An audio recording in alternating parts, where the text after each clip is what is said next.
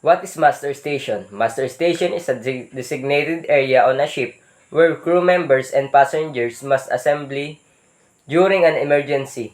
It is clearly marked and equipped with emergency equipment such as life jacket, lifeboat, and emergency instruction.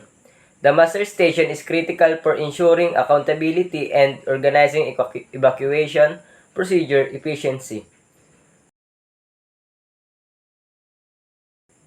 Number 2, procedure for different type of emergencies. In fire alarm, upon hearing the fire alarm, crew members should immediately proceed to their assigned emergency station. Fire team should equip themselves with firefighting gear and proceed to the location of the fire. Passenger and non-essential crew must move to the muster station. The fire must be fought using the correct type of extinguisher and fire doors should be closed to prevent spreading. In general alarm, this alarm signals a general emergency such as flooding, collision, or power failure. All crew and passenger must be proceed to their designated muster station. Emergency response teams assess the situation and awaits the captain instruction. Abandon ship alarm. If the situation is beyond control, the captain must order to abandon the ship procedure. Crew and the passenger must wear the life jacket and proceed to the lifeboats. The lifeboats are lowered into the water and distress signals, like flares, may be used to call for a help. The man overboard signal. The bridge crew sounds 3 prolonged blasts on the ship whistle and or rings the bell's alarm. A lookout must keep sight of the person in the water and throw a flotation device. The ship must turn back to attempt a rescue. The CO2 alarm. This alarm warns of carbon dioxide CO2 gas released in an enclosed space such as the engine room for fire suppression.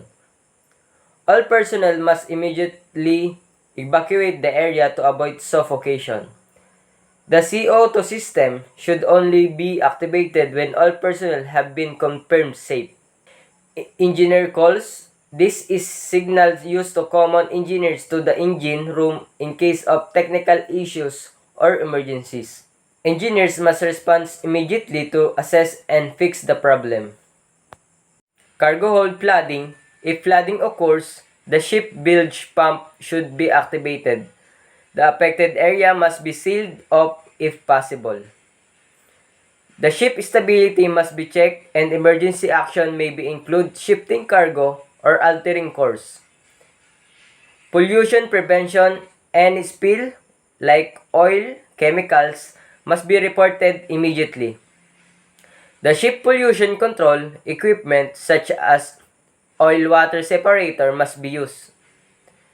It also compliance with the MARPOL regulation. It is mandatory to prevent environmental damage. Engine room flooding. The ship bilge and emergency pump must be activated. Engineers must determine the source of flooding and take corrective action. If flooding cannot be controlled, an emergency shutdown of engine and evacuation may be necessary. Number 3, the importance of training and drills. Preparedness. Regular training ensure that crew members know how to respond quickly and correctly to emergencies. Efficiency. Drills help refine emergency procedure, making a real-life response smoother and faster. And for the safety compliance, ship must comply with the international regulation, safety of life at sea, SOLAS, and that require emergency drills to be conducted at regular interval. It also reducing panic. Practicing emergency scenarios help passenger and crew stay calm and organized. It also saving lives. Well-trained personnel can minimize injuries, protect the vessel, and save lives during critical situation.